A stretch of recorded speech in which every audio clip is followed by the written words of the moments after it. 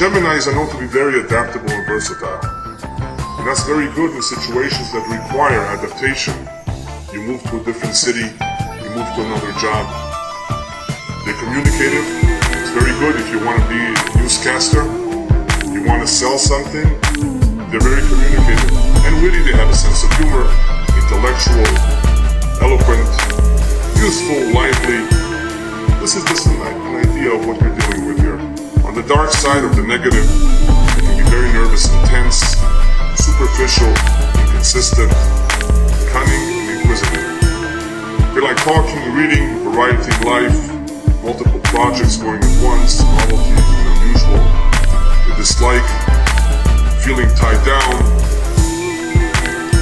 being in a rut, mental inaction, being alone. Gemini is very different than Taurus and gets along better with Aries. So far we've had the fire element, Aries, we've had an earth element, Taurus, and now this is our first air element, Gemini. Next week, B'ezrat Hashem, we'll have our first water element, Cancer. The dominant element of Gemini is air. That's his element. But this Gemini, if he's born on a certain hour, that hour may give him a lot of more of an earthy element. It may make that communicative Gemini a little bit more quiet. That humorous, supposed to be humorous Gemini, more serious perhaps. You see what I mean? It may take the Gemini and somehow reduce the intensity of some, not all, but some of the qualities. How do you recognize a Gemini? Well, what I did here is give you an example of where you may find him. You may find him in a bookstore, browsing through the books. And the reason I wrote browsing is because they like to skim through the books. Many of them will read the last page first. They will not read the book from cover to cover. And you will understand, when I say these things, you will understand later on when we talk about the various characteristics in Gemini, you will understand why he can't do that. Why it's not in his nature to read an entire book. They pick up information very quickly. They're good at reading very quickly. Very inquisitive, curious, knowledgeable, and have wide interests. Very few signs can be knowledgeable in many areas. You'll be surprised. You may meet a Gemini who will talk to you about geology, archaeology, history, languages, Torah. All of these wide interests, however, I assure you that they will all be superficial. None of them will be too much in depth. Unless someone specializes in one area, then of course he's knowledgeable in that area. But to know a lot of everything, that's not them. But they will know a little bit of everything, which is also good. They're air, so that makes them more intellectual, more interested in the intellect, that which is mental, reading and writing, etc. Now, you will see how each one follows the other as a result of their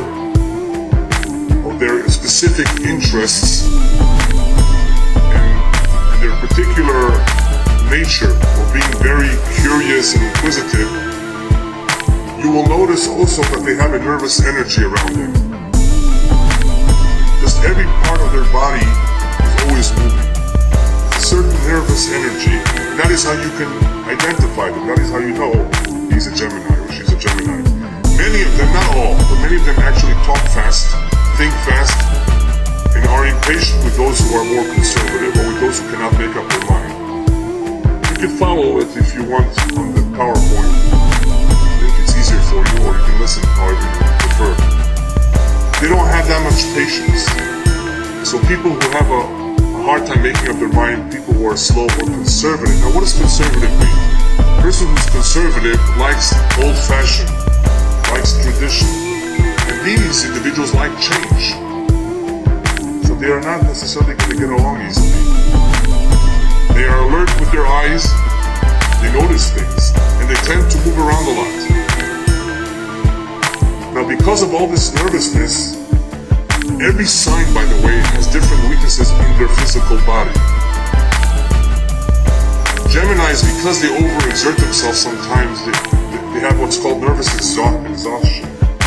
always going to be a threat to them. They have to get more sleep. They have to get a lot of rest. Their mind, their bodies are working full time.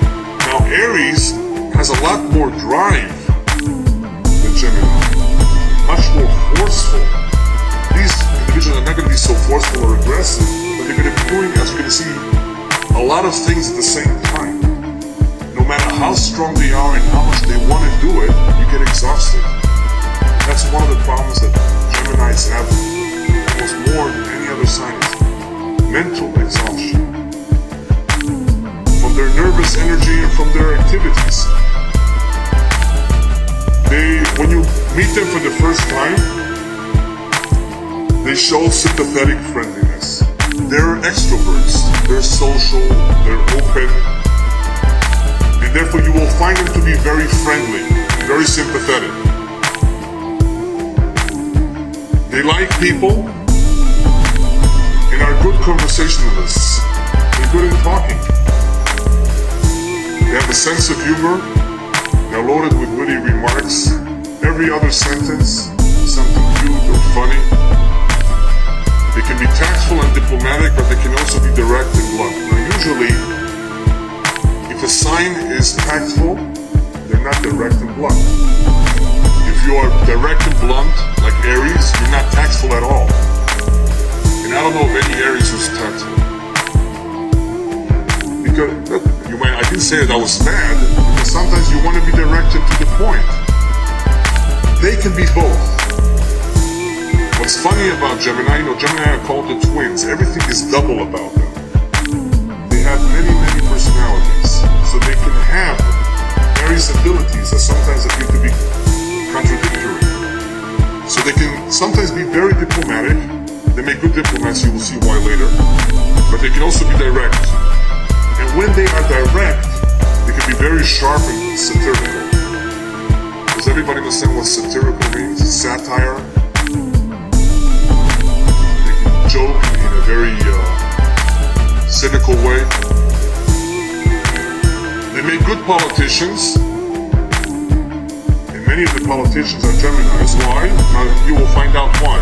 Because of their versatility and facility in speech and in writing. John F. Kennedy wrote his own speeches. He was a Gemini. He wasn't pure Gemini in every sense. But he was, in many ways, he was a Gemini. They also make good salesmen. Remember about Taurus? Taurus doesn't make a good salesman because he's too honest. Well, here you have exact opposite trait. Gemini makes an excellent salesman. He can sweet talk you. In two ways, he will convince you. First of all, he has a persuasive smile. They're smiling. Very persuasive. And they will talk you into buying something you can't use. Remember Taurus? Taurus won't sell it to you if he thinks it's not for you. He'll actually sell you, he'll actually tell you to go to the competition if they have the better product that you need. Not Gemini. The bad ones can become dishonest, con artists, and counterfeiters. You've heard of people who counterfeit money? Con artists? A lot of them have Gemini in them. I didn't say that they're Geminis, but they have to have some Gemini in them because they have an imagination. They know how to talk. Taurus is not like that. I'll be extremely in shock if I find out that there's a Taurus who's a con artist.